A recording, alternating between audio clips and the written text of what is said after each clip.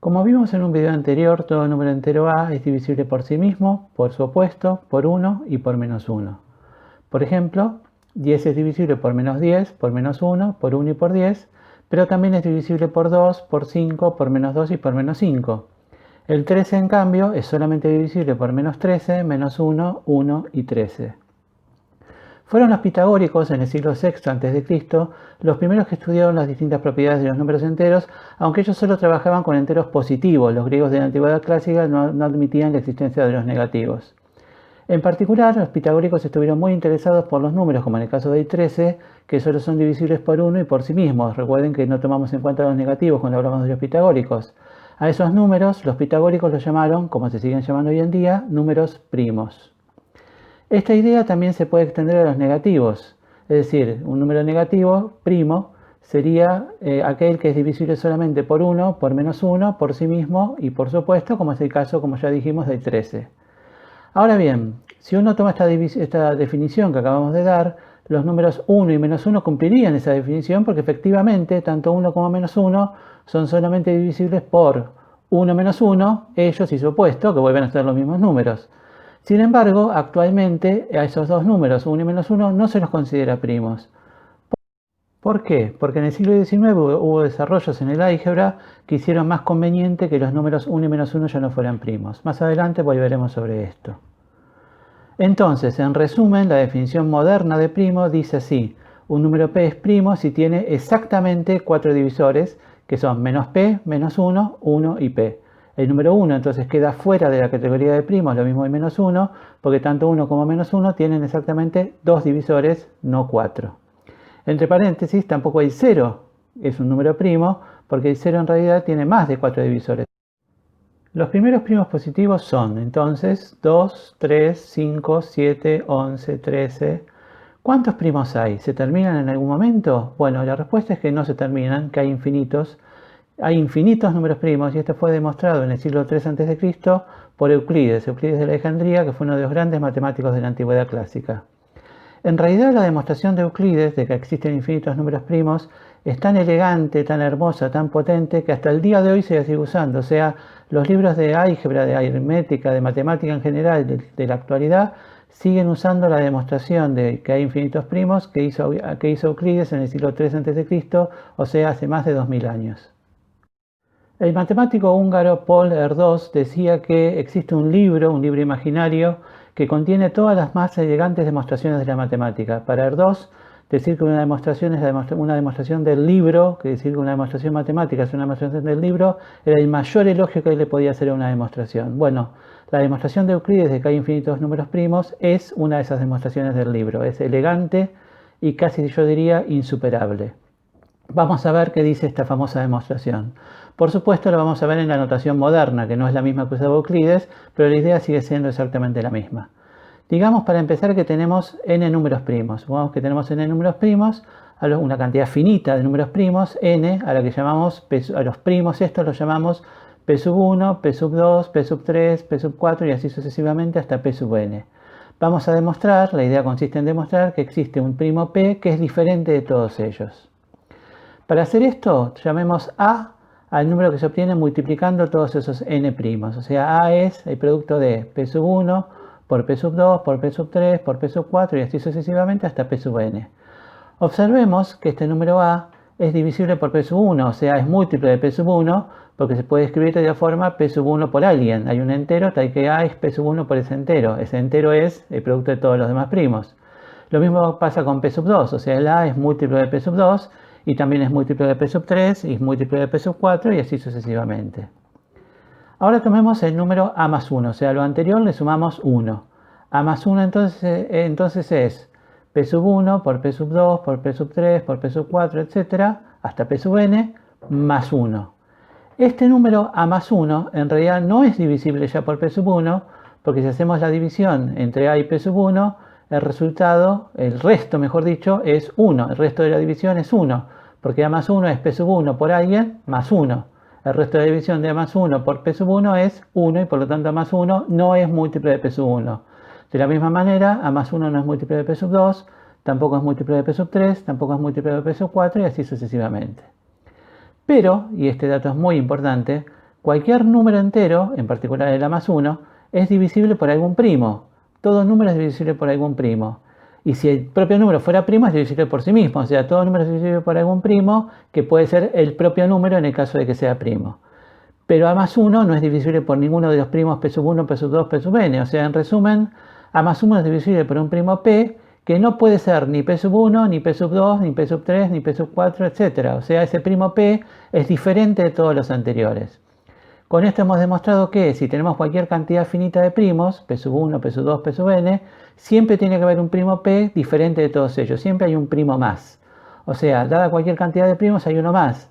Si ahora agregamos el P a estos P sub 1, P sub 2, P sub n, o sea, a este conjunto de primos le agregamos uno más, repetimos el mismo razonamiento y vemos que hay otro más, un Q. Y si agregamos el Q hay un R, y si agregamos el R hay un S, y así, siempre hay más y más y más y más primos, o sea, los primos no se terminan nunca, es decir, hemos demostrado efectivamente, como decíamos al principio, que hay infinitos números primos. ¿Para qué sirven los números primos? Bueno, los números primos tienen muchísimas aplicaciones, no por nada fueron ya estudiados por los pitagóricos en el siglo VI a.C.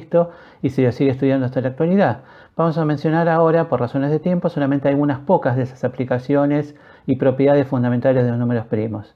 La primera propiedad que vamos a estudiar justamente se la conoce como el teorema fundamental de la aritmética. Este teorema dice que todo entero positivo, distinto de 1, o bien es primo o bien se escribe como producto de números primos positivos. Y si no tomamos en cuenta el orden, esa escritura como producto de primos es única.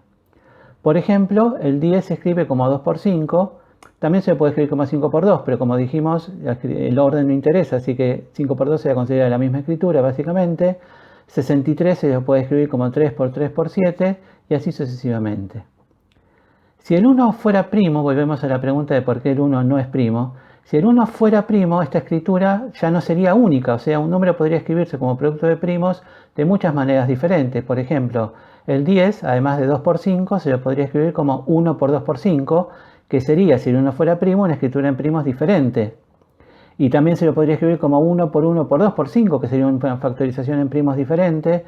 Y también se lo podría escribir como 1 por 1 por 1 por 2 por 5 y así sucesivamente. Habría muchísimas factorizaciones en primos diferentes para el mismo número y eso sería una gran complicación aritmética.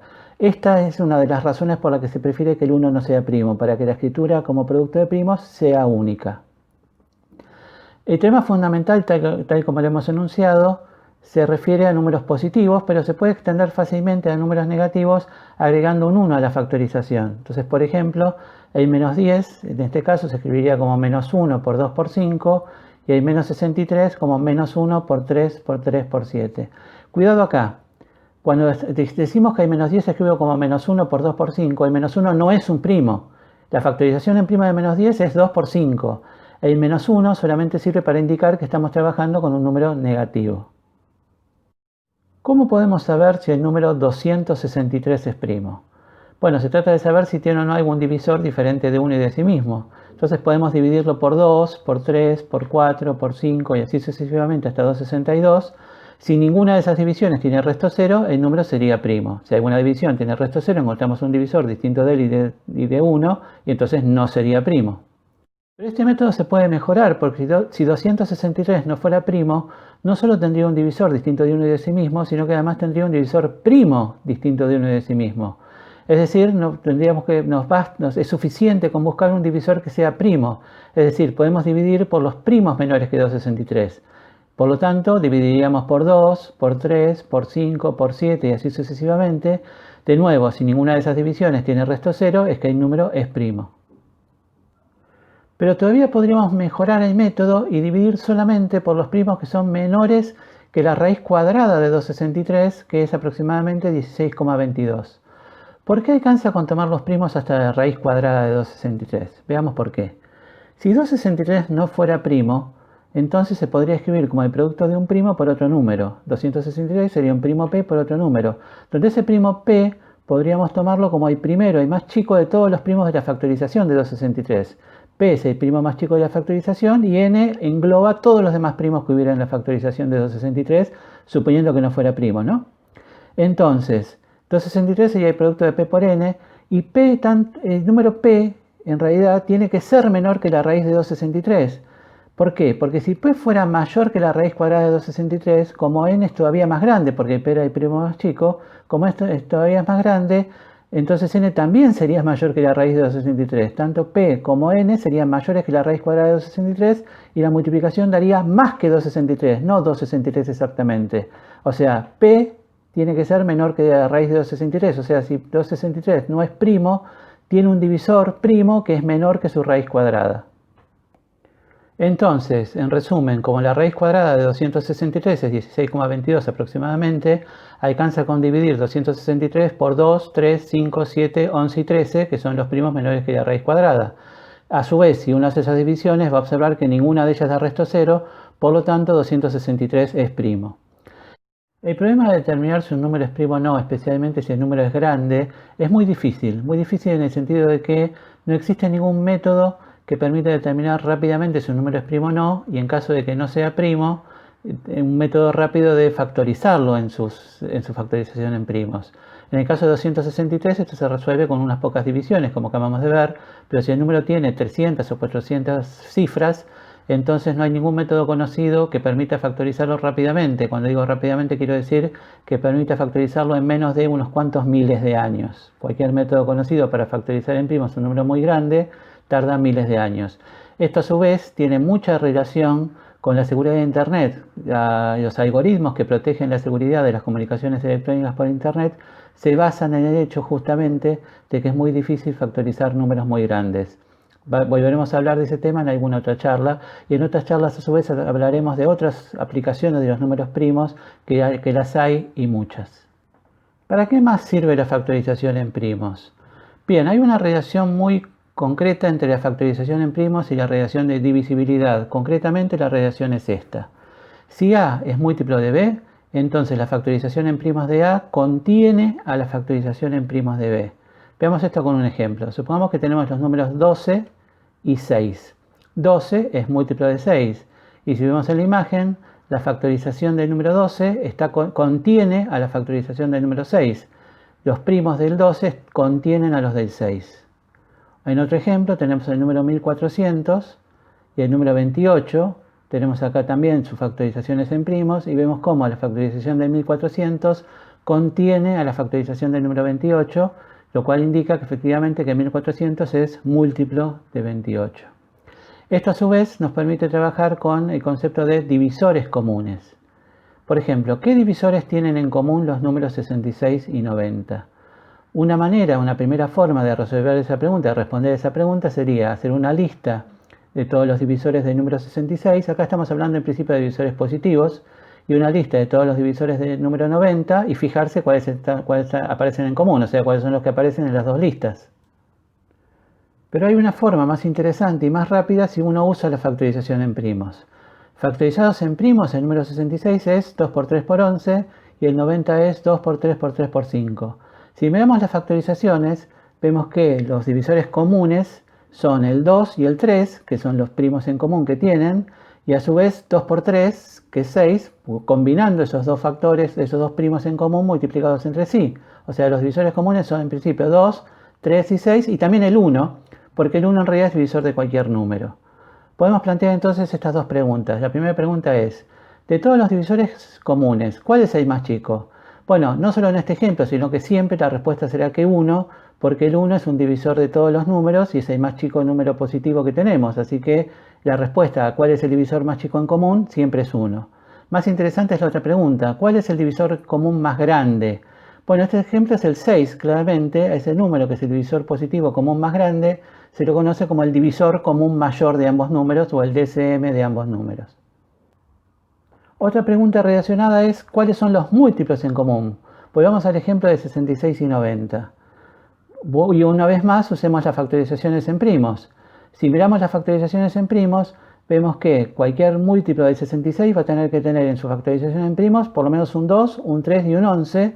Y a su vez, para ser también múltiplo de 90, además de un 2 y un 3, va a tener que tener otro 3 y un 5.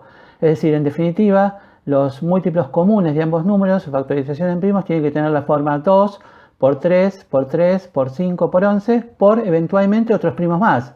por un P, por un Q, por un R, por otros primos, que pueden a su vez repetir el 2, el 3, el 5 o el 11, no tienen por qué ser diferentes de los anteriores. Entonces volvemos a las preguntas que habíamos hecho antes. De todos los múltiplos comunes, ¿cuál es el más chico? Bueno, el más chico es el que no tiene ni el P, ni el Q, ni esos primos agregados, por así decir. O sea, en este ejemplo, el múltiplo común más chico es 2 por 3 por 3 por 5 por 11, que si uno da cuenta da 990. A ese número se lo conoce como el múltiplo común menor o MCM.